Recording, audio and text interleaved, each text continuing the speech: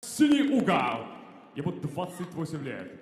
Его рост 1,70 сантиметров, вес 65 килограмм ровно. Он представляет Манас Базар-Коргон, Кыргызстан. И во время Марсель Нурланбеков.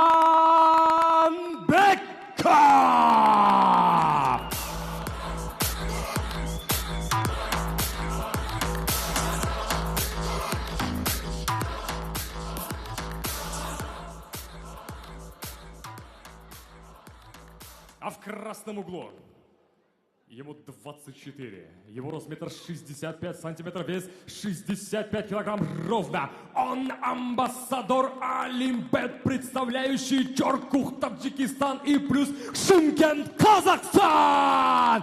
Мухаммад Резвон, Кипиш Кахоров.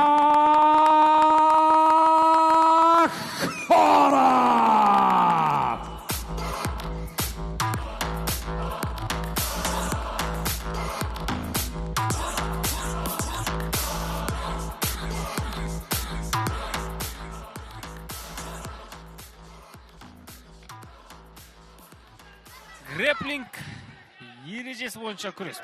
Марсель Нурланбекұлы, Кахоров, Мухаммад Резвон. 5 минуттан 2 раунд көреміз. Көрмен, солай жоспарланған, егер мерзімнен бұрын жеңіс болмаса. Здорово. Контрит Марсель своего оппонента и подхват пытается довернуть.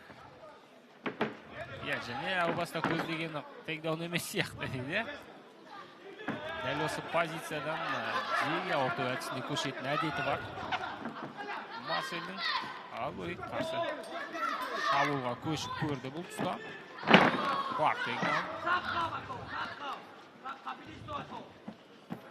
И отлично. Гуляет со второго этажа. Резвон Кахоров уже схватку в целом запомнился. Хайлайт и попал. Ну вот. Еще есть болевые приемы. Это не схватка по вольной борьбе.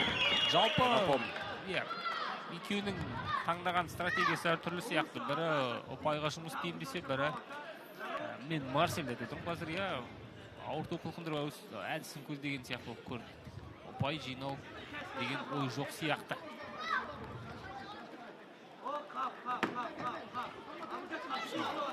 Прихватывает ногу.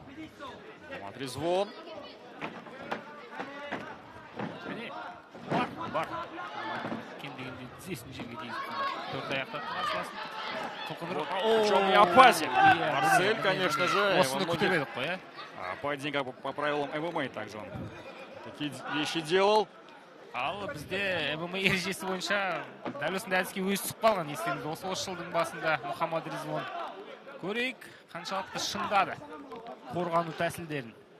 Дәл осы не бар әдісінен, асықпайды әзірше.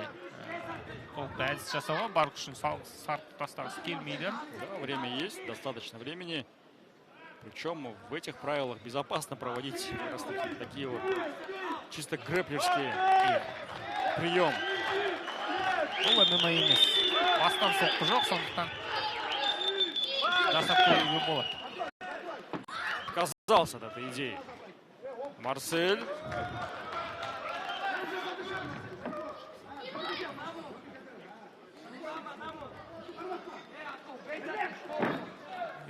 Прихватывает ногу своего оппонента и только это и ждет. Марсель сдается. Кипиш.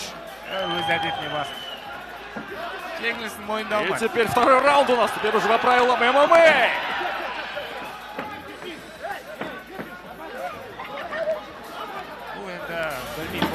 Сын көтермейтін нәрсе шыны керек. Жеңіле салса осындай әдетке басталады.